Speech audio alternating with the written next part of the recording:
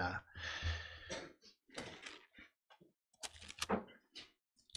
마태복음 28장 19절 20절 두 말씀 보도록 하겠습니다.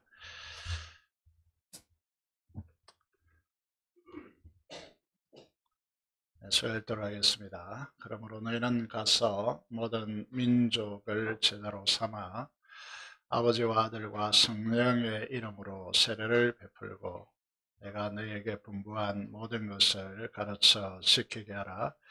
볼지어다 내가 세상 끝날까지 너희와 항상 함께 있으리라 하시니라. 오늘은 총회가 규정한 교사주일입니다. 그래서 오늘 우리 교단은 동일한 말씀을 선포합니다. 교육위원회가 제작한 진행하고 있는 이 일들이 우리 현장의 교회학교 교육에 도움이 되도록 애쓰는 분들을 위해서 계속해서 기도로 지원해 주시면 감사하겠습니다. 오늘 우리는 이제 2019년도 기점으로 우리나라 인구가 감소되기 시작했습니다. 통계청 추정자료에 의하면 2028년을 기점으로 해서 급격히 우리나라의 인구가 떨어질 것으로 예측했습니다. 그런데 실제 상황은요, 2018년도 신생아 수가 32여만 명이었습니다. OECD 출산율이 1.65인데 한 가정당 말이죠. 그런데 우리나라는 0.98명입니다.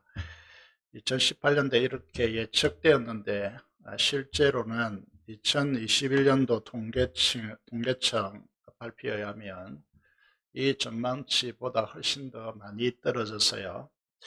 출생자 수는 그 당시에 2018년도보다 불과 4년이 지났습니다만 3년이 지났는데 10만 명이 줄어들었습니다. 그래서 22여만 명으로 떨어져 있습니다. 평균 한 가정당 출산율은 0.7대로 예측한 보다 충격적으로 떨어져 있음을 우리가 통계를 통해서 확인할 수가 있습니다. 부산 지역은 더 심각한데요.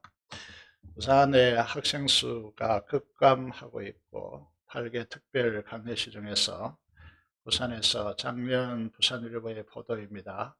학교가 22개 전국에서 최다로 문을 닫았다, 이런 보도를 이제 기자가 보도하면서요, 전혀 예상하지 못한 충격적인 사실이다라고 보도를 했습니다. 그렇다면 교회 현장은 어떨까요?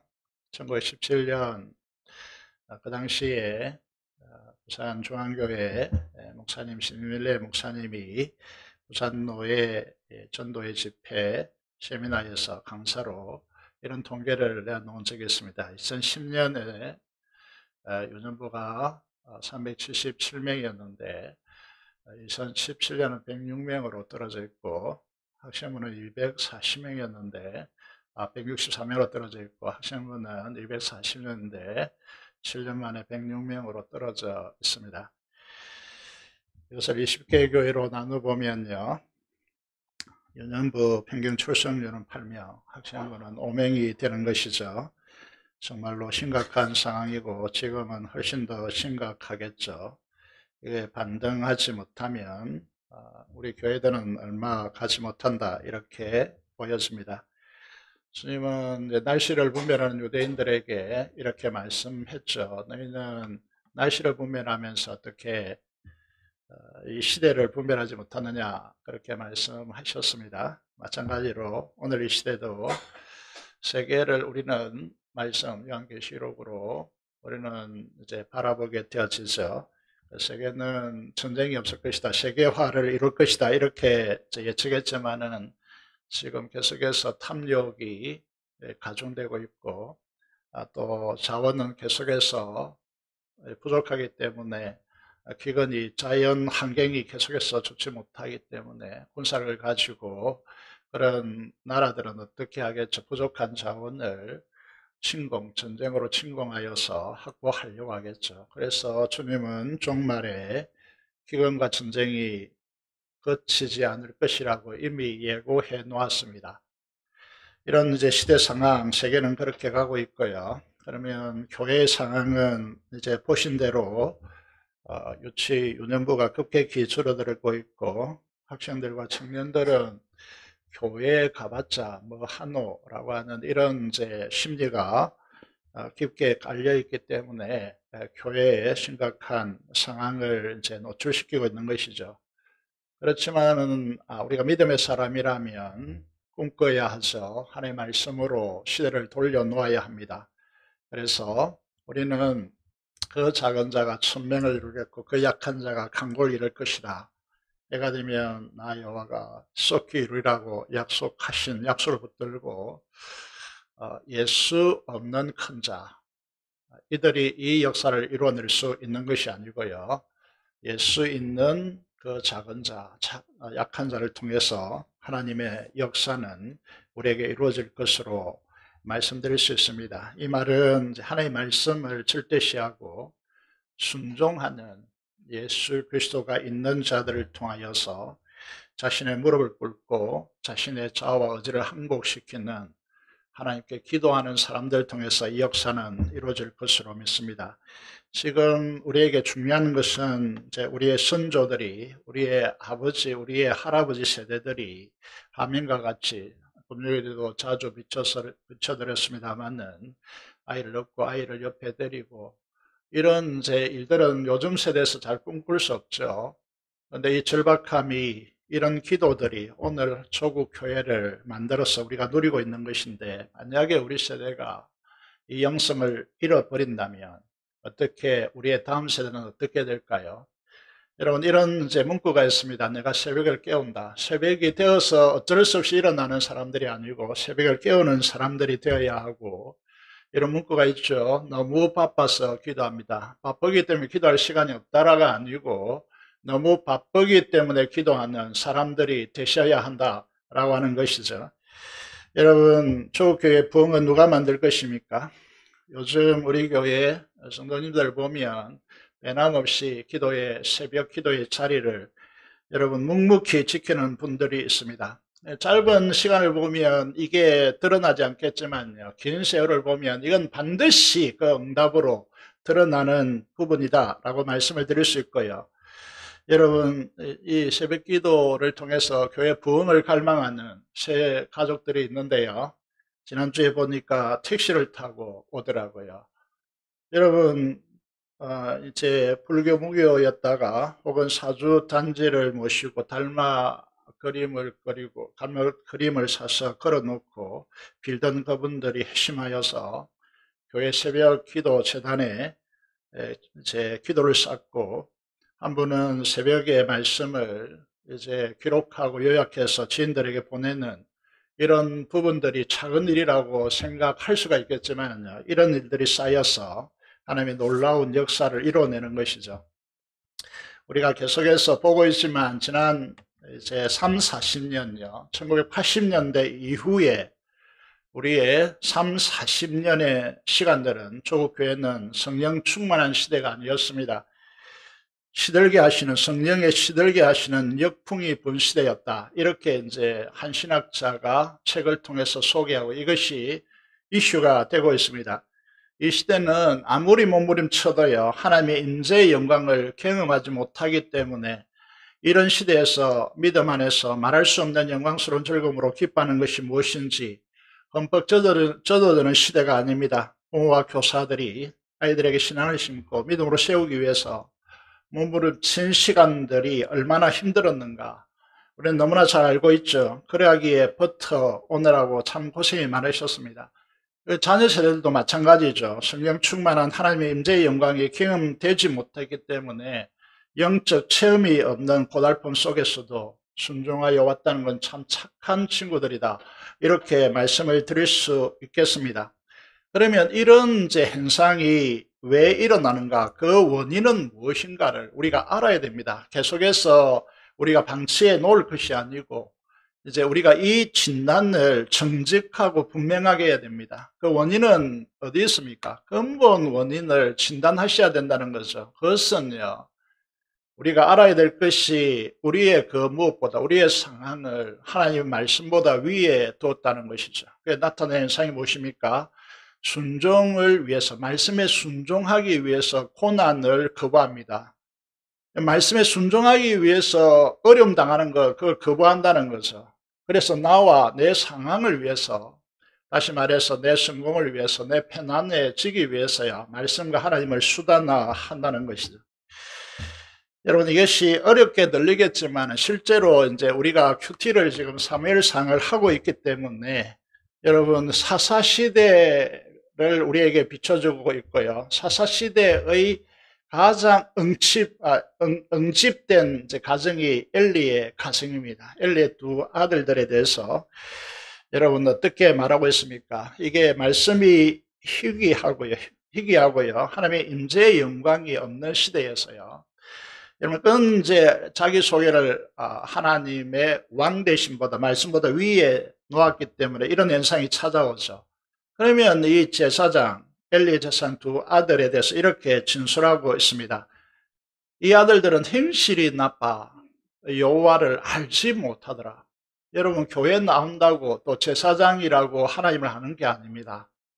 행실이 나빠서 여호와 하나님의 임재를 모른다는 것입니다. 그리고 이 소년들의 죄가 여호와 앞에 크면 그들이 여호와의 제사를, 예배를 멸시했기 때문이다. 어떻게 멸시했습니까?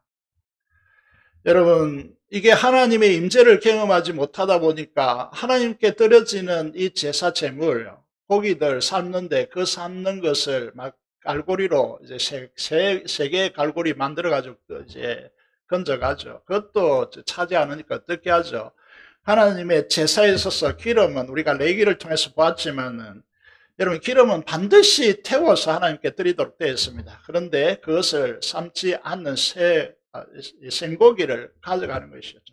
폭력을 행해서요. 이 현상이요, 이 사사시대의 제사장들이 홈리와 비느하스만의 문제입니까? 빌립보서 3장 18절 19절의 말씀을 보시면요, 이 사도 바울이 어떻게 말하고 있습니까? 내가 여러 번 너에게 말하였거니와 이제도 눈물을 흘리며 말하노니 여러 사람들이 그리스도의 십자가의 원수로 행하느니라. 그 핵심은 무엇이죠? 그들의 신은 베요라고 했습니다. 스토마, 위라는 것입니다. 여러분, 이건 무엇을 상징하는 단어입니까? 탐욕을 상징하는 것이죠. 자신들의 배를 채우기 위해서 십자가의 원수로 행한다라고 그렇게 말하고 있습니다. 오늘 이 시대는 자기의 탐욕을 위해서 예배를 멸시하는 시대라고 그렇게 부정할 수 있겠습니까? 그래서 이런 이제 상황 속에서요, 돌아오라고 그렇게 말씀하고 있습니다. 우리에게 돌아가야 할 두 가지 중요한 지점을 우리에게 말씀하고 있습니다. 첫 번째는 문화적 명령이라고 하는 것인데요. 하나님께서 우리를 하나님의 형상으로 창조하시고 하나님 나라의 통치자로서 하나님의 대리자로서 우리를 세웠습니다. 그래서 생육하고 번성하여 땅에 충만하라. 땅을 정복하고 다스리라. 다시 말해서 우리를 대리자로 삼가하여 왕적 통치에 참여하라고 했는데 이렇게 교회가 많고 여러분, 교회가 이렇게 절비한데 OECD 국가 중에서 심각할 정도로 가장 낮은 출산율을 기록하고 있는 이유가 어디에 있을까요? 이건 반증하고 있죠. 하나님의 백성들이, 하나님의 젊은이들이, 하나님의 말씀, 이렇게 중요한 문화적 명령을 받들고 있지 않다는 것을 말씀하고 있습니다. 두 번째로 돌아가야 할 지점이 어디입니까? 오늘 우리가 읽은 지상명령, 이 말을 이제 여러분들이 다 이해하시겠지만 이렇게 설명해 보겠습니다. 내 인생과 내 목숨을 걸고 반드시 이루어야 하는 이 땅에 있는 가장 존엄한 명령입니다. 선택사항이 아닙니다. 주님을 사랑한다면 기필코 해야 될 일입니다. 이걸 이루지 못하면 잠을 잘 수도 없고 눈을 감을 수도 없고 절대 사명, 절대 절명의 사명입니다. 여러분, 다른 것은 다 못하더라도 상관이 없지만 이걸 못하면요, 여러분, 안 되는 것이 바로 반드시 해야만 하는 것이 이 지상과제, 지상세대의 명령입니다. 자, 그렇다면 우리가 주님을 사랑하고 하나님의 자녀라면 여러분 이 말씀이 여러분에게 생생하게 살아있는 말씀인가 라고 하는 것이죠. 그리고 여러분들은 제자를 삼고 있는가 라고 하는 것이죠. 지난 3년을 돌아보면요, 자기 상할 말씀보다 위에 놓은 시대적 정황들이 잘 드러나 있습니다. 그 중에 한국교회 대표적인 교회라고 할 수 있는 가장 많이 모이는 여의도 순복음교회가 2021년도 성탄절 모습을 보시면요, 영상 예배 드린다고 하면서 아무도 나오지 않고 이제 오지 못하게 조치했기 때문에 이 큰 교회가 텅텅 비어 있습니다. 여러분, 이건 걔네와 다를지라도요, 우리가 가슴 아파해야 하는 현장이죠. 여러분, 이게 신학적 걔네가 다르다 할지라도요, 이건 상징적으로 잘 보여주는 우리의 현장이다라고 말씀드릴 수 있습니다. CNN 영어 뉴스를 최근에 들어보시면요, 여러분들이 듣는지는 들을 수 있는지는 모르겠지만 미국 감염 전문가들이 코비드19 이거는 독감보다 못하고 감기에 불과했다라고 하는 용기 있는 평가들을 하고 있는 것이죠. 여러분, 이보다 더 중요한 문제는 제가 하고 싶은 중심된 이야기는 뭔가 하면 코로나가 남긴 것이 무엇일까? 코로나 팬데믹 시대를 거치면서 하나님은 우리들에게, 하나님 백성에게 어떤 말씀을 하고 계실까? 코로나가 끝나면서요, 하나님께서 돌아오라고 우리에게 요구하고 있습니다. 만문과 탐욕으로 자신을 하나님보다 위에 둠으로 영적으로 무너진 조국 교회를 재건하라고. 여러분, 대통령의 연설문에서 이런 말을 했죠. 반지성주의였다. 동감하는지 인정하지 않은지 모르겠지만은 이 시대는 뭔가 이상한 시대가 되었다라고 그렇게 우리는 다 인지하고 있습니다. 여러분, 특별히 교회, 하나님 나라를 생각할 때 우리는 이 시대 앞에서 돌아와야 된다는 것입니다. 자, 우리의 모델이라고 할 수 있는 초대교회는 어떻게 했습니까? 그들은요, 이제 드러나면 죽는 그 시대에서, 네로 황제 시대에서 카타콤 동굴에 살면서 그리스도인을 만나면 그 표시로 물고기를 걸었습니다. 물고기의 헬라어는 익투스입니다. 익투스는요, 예수 그리스도는 하나님의 아들이요 구세주입니다의 첫자입니다. 여러분, 연어가 폭포를 만나든지 어떤 물개를 만나든지 기필코 거슬러 올라가서 태어난 곳으로 가서 거기서 알을 낳고 죽듯이 우리는 세상의 물개를 거슬러서 올라가는 물고기들로 자신을 표현한 것입니다. 이것이 그들의 정체성이죠. 이런 이야기는요, 성경에 가득 차 있습니다.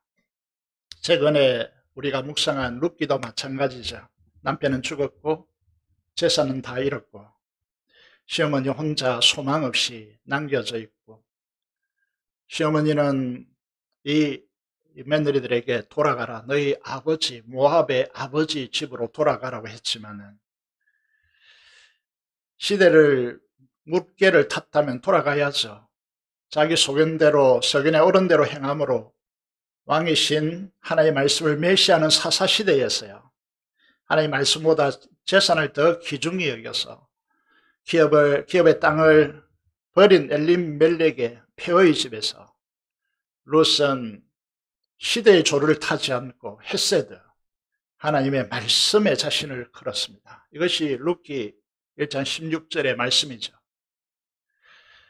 매일 성경 본문 해석자는요, 전에도 말씀드린 것 같이 이렇게 해석했습니다. 이 시대를 어떻게 보는가? 사사시대로 보고 있습니다. 자신의 이익을 먼저 생각하고 손익을 계산하며 따지는 오늘날의 상황 속에서 보기 힘든 낯설고도 그리운 호의입니다. 이렇게 적고 있습니다. 룻은 예수님의 계보에 들어와 있고 예수님 계보에 등장하는 세 여인 중에 가장 찬란하게 빛나는 여인입니다. 헤세드를 통하여 시대를 거스렸기 때문입니다. 오늘 교사주일을 맞이하면서 교회 사역에서 말씀을 가르친다는 것이 얼마나 중요한지 우리는 잘 알고 있습니다.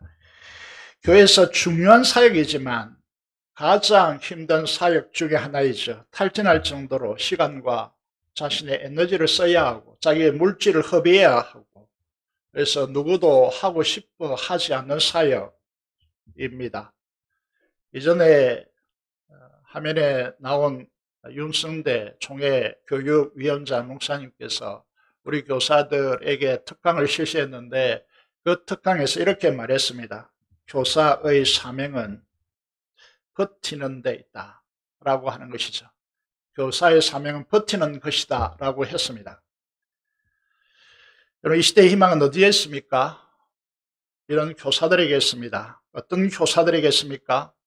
창조주 하나님을 믿고 하나님께서 말씀하시니 그 말씀 하나의 우주가 펼쳐지고 말씀이신 성자 하나님께서 그것을 실제화하셨고 성령 하나님이 생명을 부여하시고 질서의 아름다움을 우리에게 나타내 주시고 그것에 생명의 환희가 가득 차도록 그렇게 역사하신 삼위일체 하나님의 창조주 사역을 믿어야 됩니다.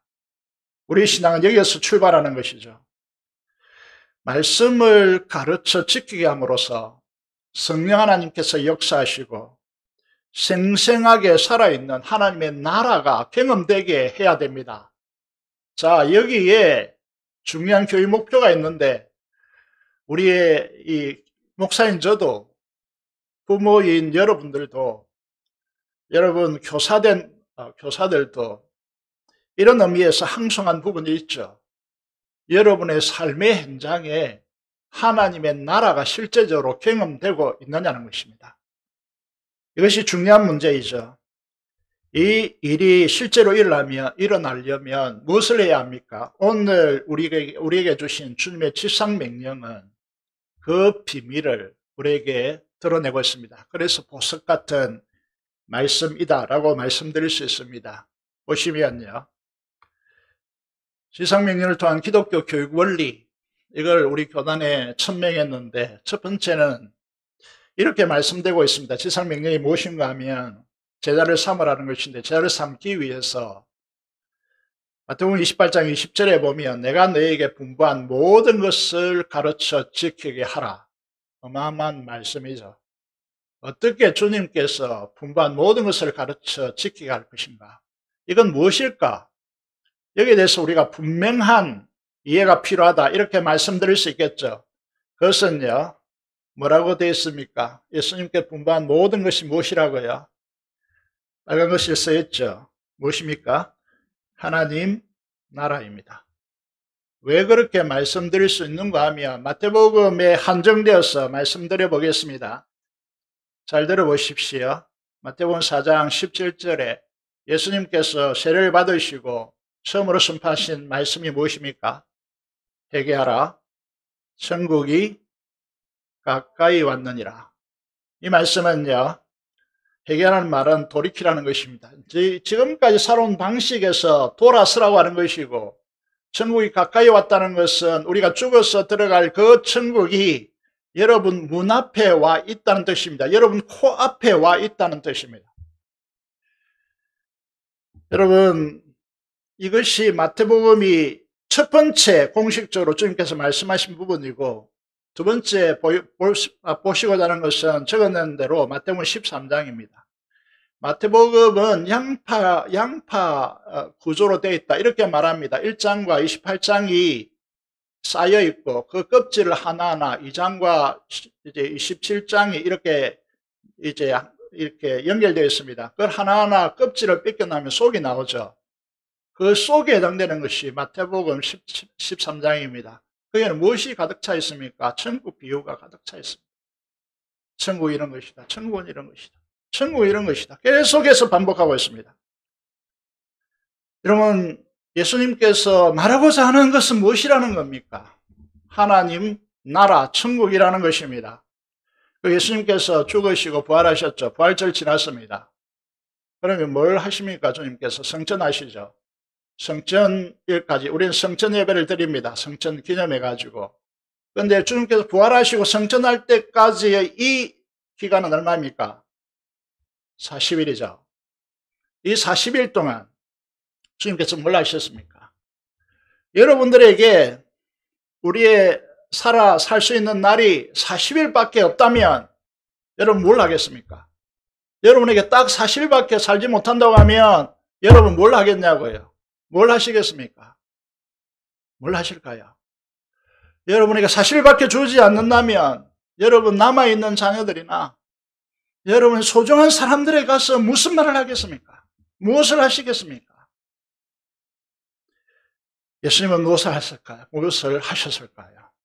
사도행전 1장 3절에 보면 이렇게 기록되어 있습니다. 예수님께서 제 아들에게 40일 동안 그들에게 나타나시고 보이시면서 하나님 나라의 일을 말씀하시니라.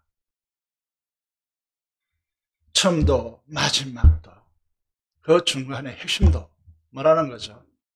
하나님 나라입니다. 이 하나님 나라는 무엇입니까? 생명과 풍성한 나라입니다. 로마서 14장 17절 하도 강조해가지고 달달 외우고 있죠. 하나님의 나라는 먹는 것과 마시는 것이 아니요 오직 성령 안에서 의와 평강과 희락이라. 여러분 먹고 마시는 것이 아닙니다. 의로움, 평강이라는 것은 무엇인가 하면 결핍이 없이 풍족한 것을 평강이라고 말합니다. 피서인데 평화가 구축되어 있는 공간을 보면요 부족함이 없기 때문에 평화가 구축되는 거예요. 그 평강과 희락은 뭐죠? 기뻐할 희, 즐거울라, 기뻐하고 즐거움과 행복이라는 것이죠. 이것이 하나님의 나라입니다. 이 하나님의 나라를 누리고 주님께서 분부하고 가르치라고 한 하나님 나라가 가르쳐져서 우리가 하나님 나라를 실질적으로 누리고 있는가라고 하는 것입니다. 그러면 이 나라를 누리기 위해서 기독교 교육의 핵심은 무엇입니까? 마태복음 28장 20절에 보면 내가 너에게 분부한 이 하나님의 나라를 가르쳐 지키게 하라라고 말씀하고 있습니다. 이 말씀을 강조점을 보시면요 지키도록 가르치라는 것입니다. 오늘 너희가 이걸 누리고 있으면서 어떻게 누릴 수 있는지 가르치라는 것입니다. 실질적으로 가르침 받아서 순종해 보면요 그 하나님의 나라를 실질적으로 경험하고 누리고 있어야 된다는 이 세 가지 강조점이 여기에 있습니다. 그래서 제가 화면을 띄워놓았는데요 자전거, 수영, 스케이트 이런 것은 교육이라고 하지 않고 뭐라고 부릅니까? 훈련이라고 말합니다. 왜 그렇겠습니까? 교육과 훈련의 차이가 뭔지 아십니까? 다시 말해서 가르치는 것과 가르쳐 지키게 하는 것과의 차이를 우리는 분명히 아셔야 된다는 것이죠. 이런 제가 이제 자전거를 배울 때 하도 오래되어서 오래되었지만 생생하게 기억이 납니다. 왜 기억이 나느냐? 저에게 자전거를 주셨는데요. 아버님이요. 밥도 안 먹고 쓰러지고 자빠지고 무릎 깨지고 피나도 그 자전거 꼿꼿하게 타고 가기 위해서 수없이 노력을 했습니다. 그래서 배웠습니다. 근데 제가 자가용 못 넣는다고 차 못 넣으라고 자전거 안 탑니다. 그럼 지금 타면 넘어집니까? 자빠집니까? 이게 지키도록 가르치라는 핵심적인 기독교 교육의 원리라고 하는 것이죠. 기독교 교육은 정보 지식 전달이 아닙니다. 기독교 교육의 핵심은 뭐라고요? 지키도록 가르치는 것입니다. 지키면 어떤 일이 일어나야 됩니까? 하나님의 나라가 실제적으로 여러분에게 드러나고 여러분이 그 나라를 누리고 그 나라의 사람이 되는 역사가 펼쳐져야 합니다. 그렇게 되지 않으면 이 기독교는 엉터리예요. 기독교는 실패한 것입니다. 그래서 우리가 생각해야죠. 생각해야 될 상황이죠. 그래서 주님께서 이렇게 말씀하시죠. 요한복음 14장 21절에 보면 같이 읽어볼까요? 이 시간 쫄면 안 됩니다. 우리 교회를 전국교회가 주목하고 있고 그래서 이 메시지는 전국교회에 다 흐르고 있기 때문에 여러분 카메라에 여러분 비치지 않아서 다행입니다. 한번 큰 소리로 읽어보도록 하겠습니다. 시작. 나의 계명을 지키는 자라야 나를 사랑하는 자니 나를 사랑하는 자는 내 아버지께 사랑을 받을 것이요 나도 그를 사랑하여 그에게 나를 나타내리라. 아멘. 이게 핵심의 요소는 무엇입니까? 말씀을 지켜야 한다는 거죠. 지키면 어떤 일이 일어납니까? 주님의 사랑을 경험하게 될 것이고 아버지께 사랑을 엄청나게 받을 것이고 주님도 그 사람을 사랑하여 그에게 누구를? 주님을 나타내리라고 하십니다. 여러분 주님을 만나십니까? 주님이 여러분에게 나타나십니까? 왕 되신 주님께서 여러분에게 나타나셔서 그 하나님의 나라의 의와 평강과 희락을 누리고 있습니까?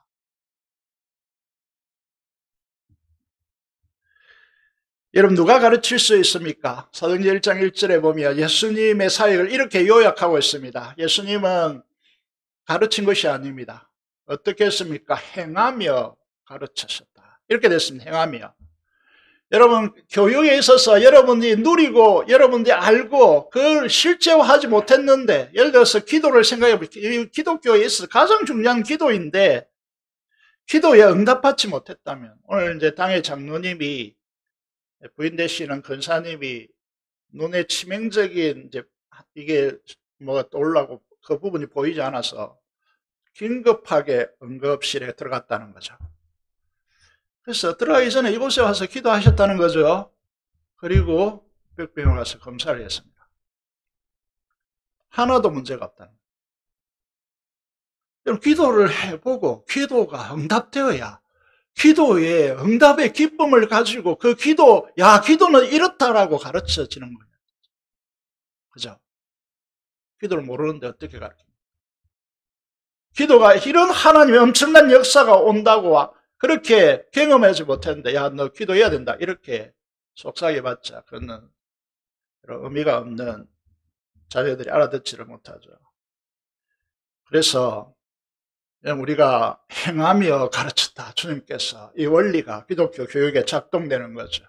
그래서 가장 자녀들이 힘들어하는 부분이 무엇입니까? 부모들이 이중성이죠. 이중성. 말하는데 그 말하는 바가 부모에게 하나도 실천되지 않는 거죠. 그러면 어떻게 됩니까? 콧방귀 끼죠. 실제가 없는데 무슨 이렇게 되는 것이죠. 세 번째, 더 중요한 원리, 결론적인 원리, 너무나 중요한 원리를 말씀드리겠습니다. 말씀을 묵상하면서요, 전국교회를 생각해 보면서 우리 교단이 살아날 수 있는 방법, 다음 세대가 춤출 수 있는 방법, 이 길이 이곳에 없는가? 주님께 기도하면서 묵상을 해보았습니다. 여기에 중요한 원리가 있습니다.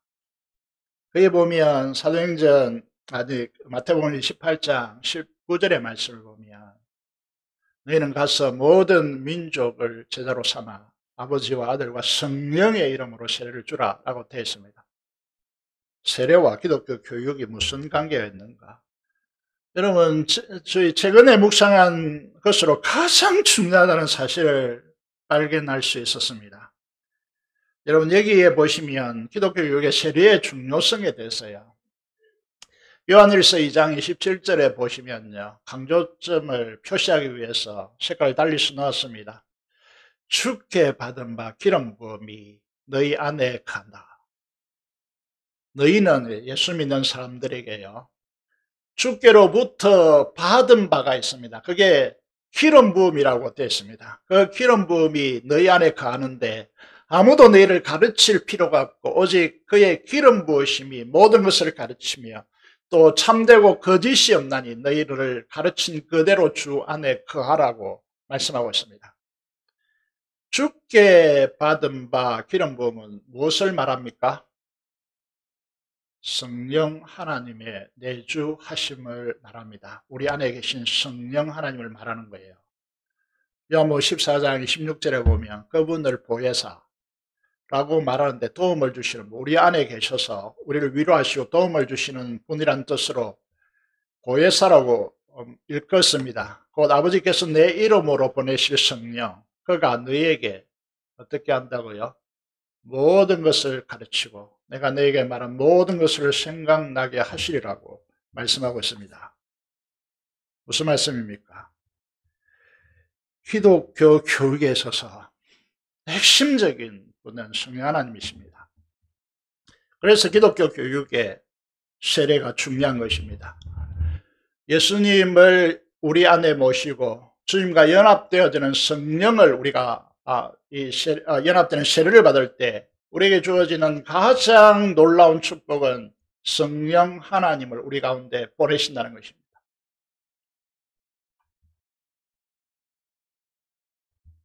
기독교 교육에서 왜 세례가 중요합니까? 왜 세례가 중요하죠? 세례를 통해 주님과 연합되어지고 그분 안에 성령께서 내주하시지 않는다면, 우리 안에 성령께서 내주하신다 하지 않는다면, 교육의 대상자에게 성령께서 없다면, 성령께서 그 안에 없다면, 우리의 자녀들에게 성령이 그 안에 없다면 기독교 교육은 헛사입니다. 신앙교육은 헛사입니다. 아무것도 실제화되지 않습니다. 왜 그렇다는 것이죠? 하나님의 나라는 인간이 드러낼 수 없습니다. 성령께서 드러내시고 알게 하시고 누리게 하십니다. 성령이 없다면 안고 없는 찐빵처럼. 그래서 제가 떡 안에 무슨 단 것이 들어가지 않으면 저는 떡이라고 생각하지 않습니다. 이해하시고 떡을 내실 때 참고하셔야 됩니다.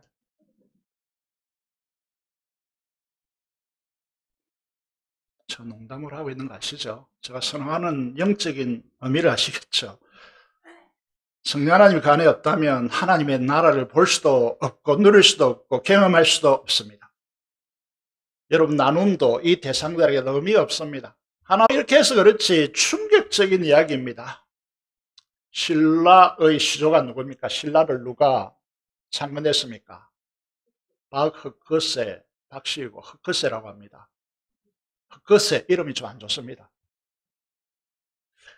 근데 어디에서 깨어났다고요? 말이 됩니까?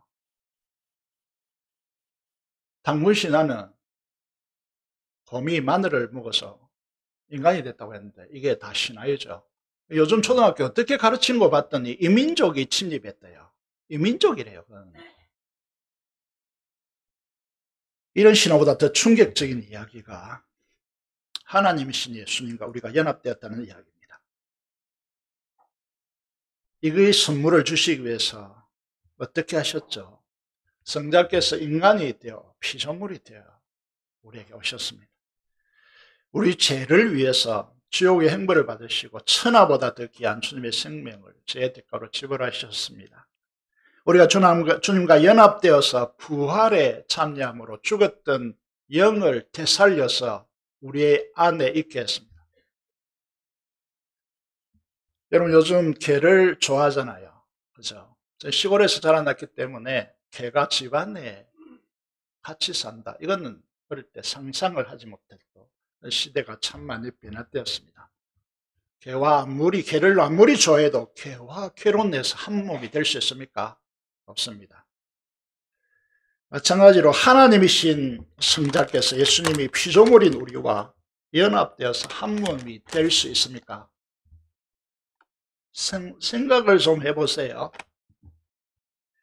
그래서 주님이 우리로 신부로 삼으시고 우리에게 결혼 제도를 주셔서 이 엄청난 진리를 우리에게 예시를 통하여 우리에게 알게 하시는데, 우리가 주님의 신부로 연합되기 위해서 뭘 하십니까? 성령 하나님을 우리 속에 보내시고 주님께서 우리 안에 놀라운 하나님의 충격적인 선물을 우리에게 주신 것입니다. 그것이 무엇이죠? 성부 하나님께서 창세전에 아들을 낳으셨습니다. 이 세상을 만드시기 전에 그 아들을 낳으셔서 하나님적 존재가 되는 핵심을 그에게 분여했습니다. 그 안에 주셨습니다. 그게 뭐죠? 성경은 영광이라고 표현합니다. 하나님적 존재로 되어지는 그 영광을 예수님께 아들에게 부여하셔서 성자 하나님 되게 하셨습니다. 그런데 그 성자 하나님께서 아버지로부터 받은 하나님의 그 영광을 누구에게?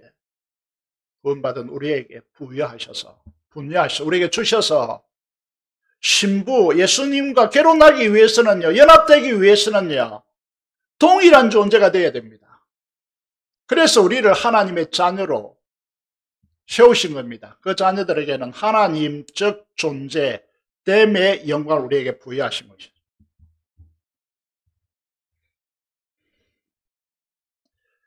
여러분, 이 놀라운 사실을 우리에게 말씀하시고, 이것이 복음입니다. 제가 훈련받은 선교단체에서요, 내비게토라고 하는 선교단체 훈련을 받았는데, 대학생 시절에요. 이게 이 창시자가 도슨 트로토맨이라고 하는 겁니다. 대학도 안 나왔고요. 근데 이분이 복음을 깨닫고 공원에서 휴가 나온 해군 장교를 만나서 이 복음을 전했습니다. 그러니까 이 해군 장교가 충격을 받아가지고 뭐라고 했느냐 하면, 나도 당신처럼 이 복음을 전할 수 있는 사람으로 만들어준다면 나의 팔뚝을 뽑아서 당신에게 주겠습니다. 그렇게 해서 이 선교단체가 시작된 겁니다. 이 놀랍고 충격적인 진리를 인간의 지성으로 가르친다고요. 과학자가 아무리 연구를 거듭해서 파리가 인간이 될 수 있습니까? 없잖아요. 우리가 이 피조물인 우리들이, 취약된 우리들이 예수님의 신부로 영광의 자녀가 되어서 예수님과 연합해서 그 영광을 소유한다. 이걸 여러분들이 아무리 가르친다고 해서 여러분들이 알겠습니까? 알 수가 없습니다. 그래서 성령께서 오신 것입니다.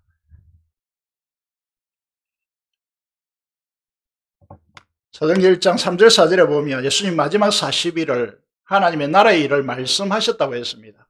그 나라를 가르쳐 지키게 하라고, 그래서 하나님 나라를 경험하게 하라고 그렇게 하고 난 뒤에 예수는 전하셨죠. 그러면서 제 아들에게 뭐라고 합니까? 예루살렘을 떠나지 말고 아버지께서 약속하신 것을 기다리라 라고 했습니다. 그 약속하신 것이 무엇입니까? 에스겔서나 요엘서나 새 언약의 핵심으로 그 성령 하나님이십니다.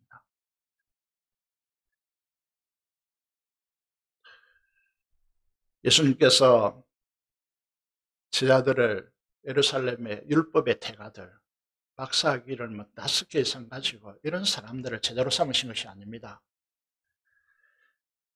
공부를 전혀 하지 못한 버림받은 땅이라고 할 수 있는 갈릴리 어부들을 제자로 삼았습니다. 문제의 핵심은 무엇입니까? 우리가 터득하는 이 기독교 진리는 공부를 하고 안 하고의 문제가 아닙니다. 기독교 교육은 우리가 하는 것이 아닙니다. 우리 안에 계신 성령께서 여러분 하시는 일입니다. 이게 기독교 교육의 핵심이라는 것이죠. 그렇다면 여러분 부모로서, 교사로서, 목자로서, 책임자로서 해야 될 일이 무엇입니까? 성령께서 우리 안에 이런 역사를 알게 하시고 경험하게 하시고 누리도록 기도해야 된다고요. 여러분 IQ가 150이 넘고 지식 습득력이 높아서 성경 지식이 해박하고 학생들이 묻는 말에 막힘이 없고 사람들 안에 있는 잠재의식을 탁월하게 이끌어내는 그런 능력을 갖추고 있다 할지라도 구원을 이룰 수 있습니까? 절대로 안 됩니다. 죄와 보이지 않는 영과 사탄과 영적 싸움에서 승리할 수 있습니까? 절대로 못합니다. 주님을 인격적으로 만나는 일이 일어납니까? 안 됩니다. 하나님께서 우리에게 주신 영광, 이 엄청난 영광을 알고 그 감격과 기쁨에 휩싸여서 살아갈 수 있습니까? 안 됩니다. 할 수 없습니다. 이 모든 것은 신의 영역이고 다시 말해서 우리 안에 내주하시는 성령께서 하시는 일입니다. 그렇다면 우리 뭘 해야 됩니까? 기도해야 됩니다.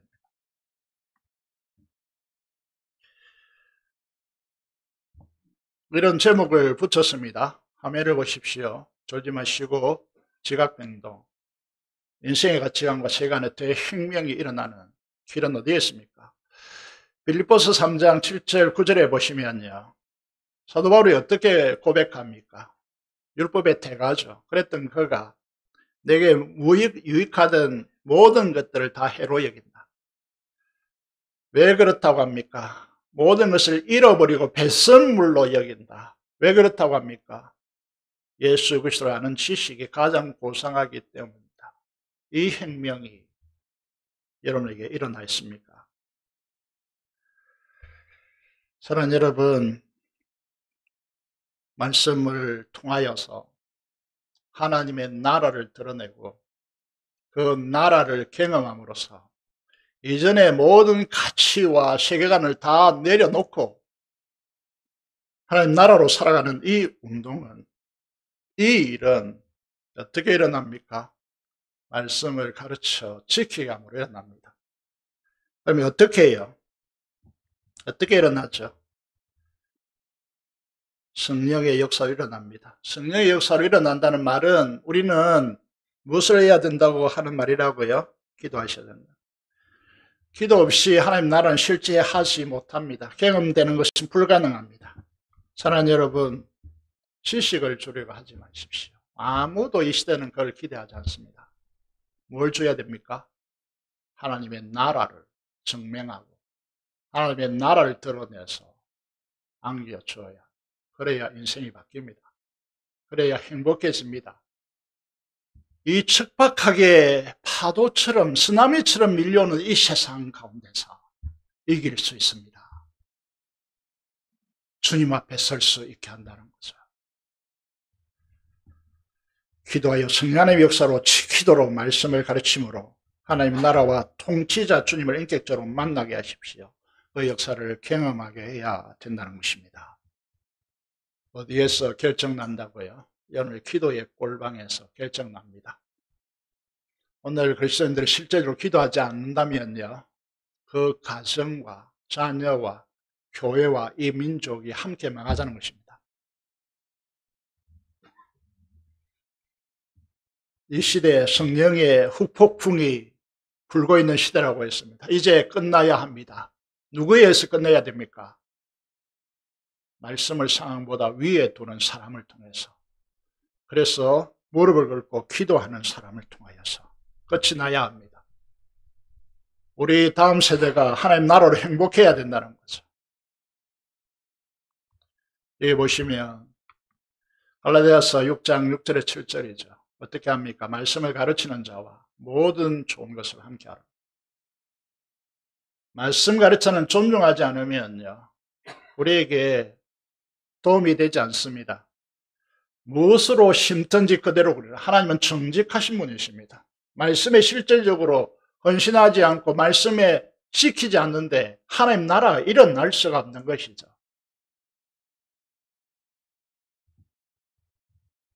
사랑하고 고마운 여러분, 저는 우리 교회가 제자훈련을 통하여 주님의 지상명령을 가장 사랑함으로 품는 교회가 되기를 원합니다. 이 말은 기도에 헌신하여 성령 하나님으로 충만한 사람이 되기를 원합니다. 이 연결점이 있어야 되죠. 우리 다음 세대가 통치자 왕이신 주님을 만나고 그 나라를 실제로 경험함으로 그 인생이 어렵고 풍성하고 행복한 자들이 되어야 하지 않겠습니까? 제가 초반부에 이렇게 시작했습니다. 부산 노예 유능부 평균 출석률이 지금은 5명도 안 될 것 같습니다. 학생부는 3명도 안 될 것 같습니다. 이 상을 보면서 우리 교회는 그나마 낮기 때문에 괜찮다 아닙니다. 우리 교회는 부산노예 전체의 대표적인 교회이고 한국 조국교 재건교의 대표적인 교회입니다.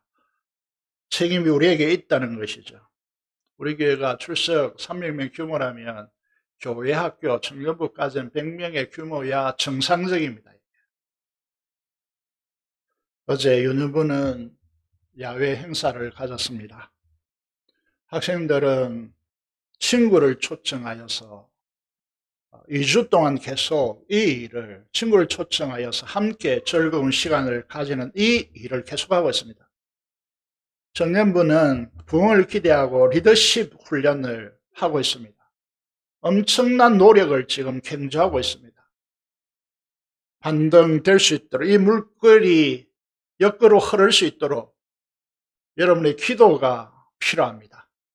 성령 하나님의 역사로 그들이 접촉점을 통해서 교회로 와서 말씀의 선포, 지키도록 하는 말씀의 선포를 통하여 실질적으로 하나님의 나라를 가슴에 안아야 됩니다. 주님을 인격적으로 만나야 합니다. 이 일을 위해서 아까 교육위원장이 말했죠. 하나를 이루기 위해서 가정만 필요한 것이 그 마을 전체가 필요하다고 했죠. 여러분, 교사들만의 문제가 아닙니다. 이거는 우리 교회 전체의 문제입니다.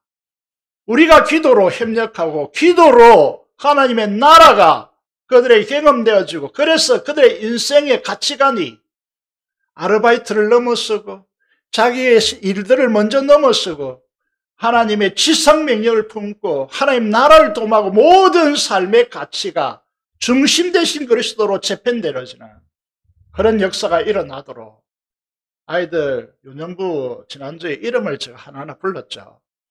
여러분, 아이들의 이름을 모른다는 것은 교회가 심각한 문제를 갖고 있는 겁니다. 그거는 기도하지 않는다는 것을 의미하고 있거든요. 이 아이 이름이 뭐고, 이 아이 이름이 뭐냐, 나 이 이름을 모르겠다. 이거는요 심각한 상황입니다. 우리 교회의 직분자들이, 권사님들이요, 우리의 부모 세대들이요, 그 아이 하나하나의 이름을 붙들고 그렇게 기도하셔야 됩니다.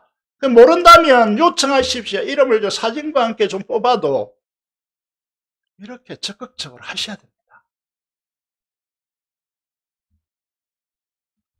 지금까지 3, 40년 척박한 영적 환경 속에서 우리 세대는 너무나 고생이 많게 이 자리까지 왔습니다. 우리의 자녀 세대는 너무 힘들었고 우리도 힘들었습니다. 이제 지상명령을 품고 이 시대를 거꾸로 돌려놓기를 원합니다. 어떻게 해야 된다고요? 기도하십시오. 모여서 기도하십시오. 모여서 흥도지 마시고, 모여서 세상 일 하지 마시고, 이야기하지 마시고, 모여서 격려하시고 말씀을 지키자 하시고 기도하십시오. 그러면 분명히 주님은 약속하신 대로 역사를 일으켜 주실 것입니다. 함께 기도하겠습니다. 하나님, 우리를 축복하여 달라라고, 역사해 달라라고, 새로운 역사를 우리에게 일으켜 달라라고 통성으로 하나님 앞에 기도하시고, 하나님 아버지, 우리의 자녀 세대들 성령 충만하게 하시고 말씀 지킴으로 하나님 나라가 일어나게 해달라고 민족의 복음과 통일과 파생 선교사를 위해서 한음성으로 기도하겠습니다. 살아계신 아버지 하나님, 은혜를 감사합니다. 우리를 사랑하여 주시고 은혜 베푸심을 인하여 진심으로 감사를 드립니다. 하나님 아버지, 기도하는 교회 되게 하여 주시고 지키도록 말씀을 가르치는 교회 되게 하시고 가르침 받으러 순종하여 하나님의 나라가 일어날 수 있도록, 경험될 수 있도록, 그래서 인생의 가치관과 세계관이 대혁명이 일어날 수 있도록 말씀을 우선시하며 하나님의 예배를 멸시하지 않고 하나님을 참으로 예배하는 교회와 교단 되어질 수 있도록, 조국교회 되어질 수 있도록 이 민족이 복음화되어지고 통일과 파송의 선교사를 통하여서 하나님 일하여 주시옵소서. 마지막 부흥의 시대를 맞이할 수 있도록 우리를 축복하여 주옵소서. 우리 주 예수 그리스도 이름으로 기도